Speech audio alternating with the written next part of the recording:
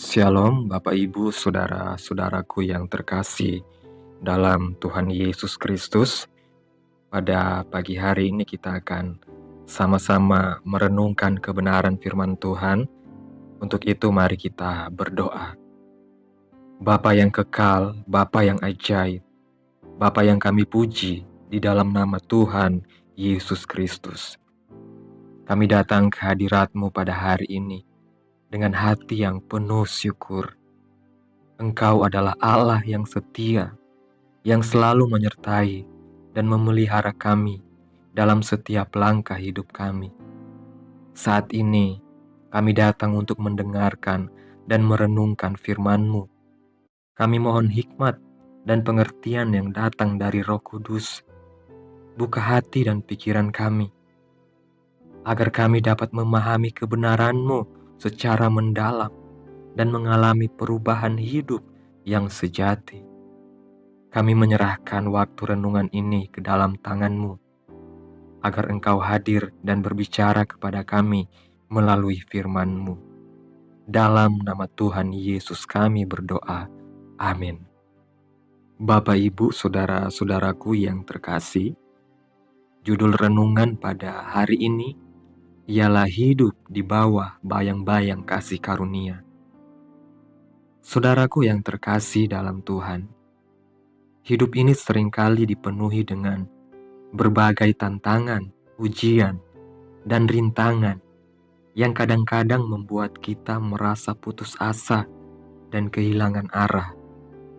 Di tengah perjalanan hidup yang tidak selalu mudah ini, kita diingatkan untuk tidak pernah melupakan bahwa kita hidup di bawah bayang-bayang kasih karunia Tuhan yang luar biasa. Kehidupan kekristenan tidak berarti bahwa kita terbebas dari setiap masalah dan penderitaan. Bahkan Yesus sendiri pernah berkata dalam Yohanes pasal 16 ayat 33, "Dalam dunia kamu menderita penganiayaan, tetapi kuatkanlah hatimu, aku telah mengalahkan dunia." Ayat ini mengingatkan kita bahwa meskipun dunia ini penuh dengan tantangan, kita memiliki pengharapan yang teguh karena Tuhan kita telah mengalahkan dunia.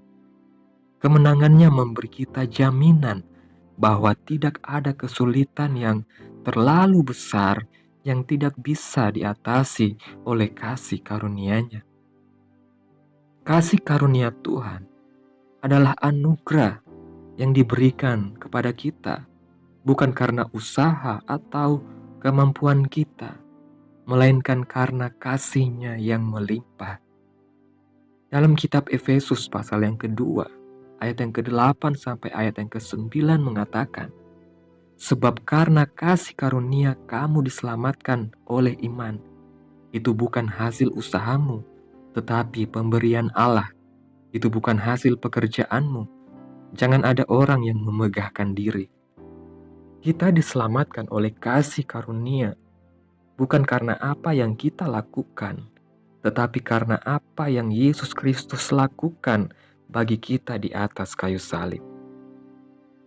Hidup di bawah bayang-bayang kasih karunia berarti kita hidup dengan kesadaran penuh bahwa setiap hari adalah kesempatan baru yang Tuhan berikan kepada kita untuk hidup baginya. Kasih karunia memberi kita kekuatan untuk bangkit ketika kita jatuh, untuk terus berjalan ketika jalan terasa berat, dan untuk tetap setia meskipun keadaan tidak selalu sesuai dengan harapan kita. Kasih karunia bukan hanya membebaskan kita dari dosa, tetapi juga memberdayakan kita untuk hidup dalam kebenaran dan kasih. Dalam kitab 2 Korintus pasal yang ke-12 ayat yang ke-9, Tuhan berkata kepada Paulus, "Cukuplah kasih karuniaku bagimu, sebab justru dalam kelemahanlah kuasaku menjadi sempurna." Ini adalah pengingat yang kuat bahwa dalam kelemahan kita, kasih karunia Tuhan menjadi sempurna. Ketika kita merasa tidak mampu, ketika kita merasa bahwa beban hidup terlalu berat untuk ditanggung. Di saat itulah kasih karunia Tuhan bekerja dengan luar biasa. Tuhan tidak menjanjikan bahwa kita tidak akan menghadapi kesulitan, tetapi Dia menjanjikan bahwa kasih karunia-Nya cukup untuk menopang kita melalui segala sesuatu. Kasih karunia juga mengajarkan kita untuk hidup dengan rendah hati dan bergantung penuh kepada Tuhan. Kita tidak dapat mengandalkan kekuatan kita sendiri, tetapi kita harus terus-menerus bersandar pada kasih dan kuasa Tuhan. Dalam kitab Yakobus pasal 4 ayat 6 kita diingatkan, tetapi kasih karunia yang dianugerahkannya lebih besar. Karena itu ia berkata, Allah menentang orang yang congkak, tetapi mengasihani orang yang rendah hati. Dengan rendah hati, kita mengakui bahwa tanpa Tuhan, kita tidak dapat berbuat apa-apa. Dan dengan demikian, kita menyerahkan seluruh hidup kita ke dalam tangan Tuhan. Bapak, Ibu, saudara-saudaraku yang terkasih, kita juga dipanggil untuk menjadi saluran kasih karunia bagi orang lain. Dalam 1 Petrus pasal 4 ayat 10 mengatakan, layanilah seorang akan yang lain sesuai dengan karunia yang telah diperoleh tiap-tiap orang sebagai pengelola yang baik dari kasih karunia Allah. Kita dipanggil untuk membagikan kasih karunia yang telah kita terima dengan murah hati, menjadi berkat bagi sesama, dan membawa mereka kepada pengenalan akan Kristus. Hidup di bawah bayang-bayang kasih karunia berarti kita hidup untuk memuliakan Tuhan dan melayani orang lain dengan kasih yang tulus. Marilah kita merenungkan betapa besar kasih karunia Tuhan dalam hidup kita. Setiap langkah, setiap nafas, setiap kesempatan yang kita miliki adalah anugerah dari Tuhan. Dalam setiap tantangan dan pergumulan, ingatlah bahwa kasih karunia Tuhan cukup untuk menopang kita. Biarlah hidup kita menjadi cermin dari kasih karunia Tuhan, dan biarlah hidup kita memuliakan Tuhan dalam segala hal yang kita lakukan. Amin. Mari kita berdoa.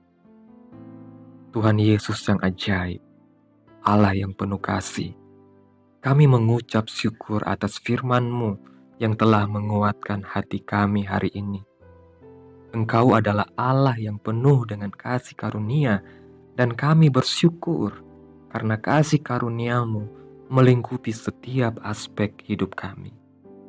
Kami datang ke hadirat-Mu, membawa setiap kebutuhan, pergumulan, dan kerinduan kami, karena kami percaya bahwa Engkau adalah Tuhan yang mendengar dan menjawab doa-doa kami. Kami berdoa bagi mereka yang sedang mengalami kesulitan dan beban hidup yang berat. Kiranya kasih karunia-Mu memberikan kekuatan bagi mereka yang lelah, pengharapan bagi mereka yang putus asa, dan kedamaian bagi mereka yang gelisah. Engkau adalah sumber segala penghiburan, dan kami memohon agar Engkau memberikan damai sejahtera-Mu yang melampaui segala akal kepada mereka yang sedang berjuang. Kami juga berdoa bagi bangsa dan negara kami. Kiranya kasih karunia-Mu menyertai para pemimpin kami, memberikan mereka hikmat dan kebijaksanaan untuk memimpin dengan adil dan benar. Kami berdoa agar Engkau memberkati setiap usaha yang dilakukan untuk menciptakan perdamaian, keadilan, dan kesejahteraan bagi semua rakyat. Lindungilah bangsa kami dari segala ancaman, baik dari dalam maupun dari luar, dan berikanlah kami hati yang penuh kasih untuk saling mendukung dan menguatkan satu sama lain. Kami juga berdoa bagi gereja-Mu di seluruh dunia. Kiranya kasih karunia-Mu memampukan gereja-gereja untuk menjadi terang di tengah dunia yang gelap, menjadi saksi kasih dan kebenaran-Mu. Kami berdoa agar setiap orang percaya dipenuhi dengan Roh Kudus, sehingga mereka dapat hidup sesuai dengan panggilan-Mu, menjadi saluran berkat bagi orang-orang di sekitar mereka, dan membawa banyak jiwa kepada pengenalan akan Yesus Kristus. Tuhan Yesus yang baik, kami juga berdoa untuk keluarga-keluarga di dalam gereja-Mu. Kiranya kasih karunia-Mu memenuhi setiap rumah tangga dengan cinta, kesabaran, dan pengertian. Kami berdoa agar Engkau mempererat hubungan di antara anggota keluarga, memampukan mereka untuk saling mendukung dan mengasihi dengan tulus.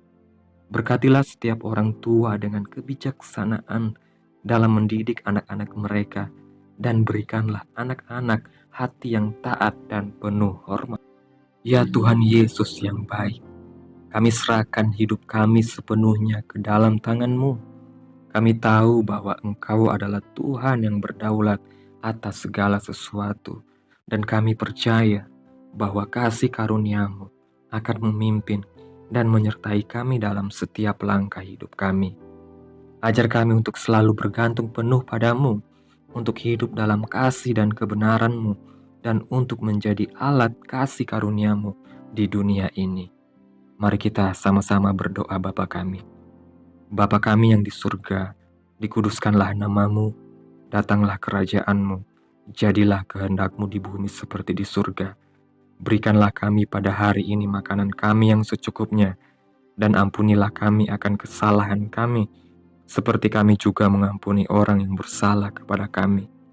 Dan janganlah membawa kami ke dalam pencobaan, tetapi lepaskanlah kami daripada yang jahat, karena Engkaulah yang punya kerajaan, kuasa, dan kemuliaan sampai selama-lamanya. Amin.